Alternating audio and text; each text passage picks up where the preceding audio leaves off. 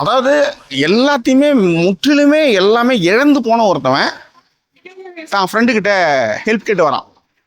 அதாவது F1 ரேஸில் 2 பேருமே முன்கால, அதாவது 30 வருஷத்துக்கு முன்னாடி 2 பேருமே வந்து ஒர்க் பண்ணவங்க. அவன் ஆக்சிடெண்ட்டில் அதுக்கப்புறம் வந்து பெருசாக கலந்துக்கல.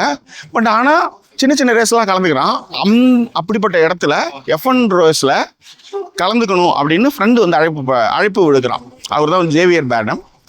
அப்படி அழைப்பு விடுக்கும்போது இவன் வரான். ஏன்னா அவனுடைய கம்பெனி வந்து ரொம்ப லாஸில் போயிட்டுருக்கு. ஸோ ஃப்ரெண்டு வந்து இன்வைட் பண்ணுறான்.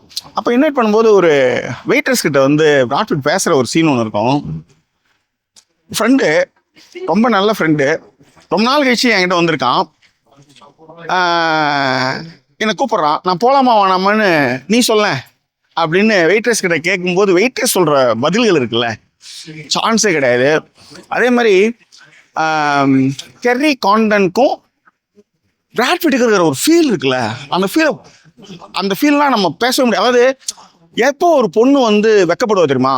ரொம்ப ரொம்ப பிடிச்ச ஒரு ஆம்பளை தன்னை ரசிக்கிறத பார்க்கும்போது வெக்கப்படுவான்.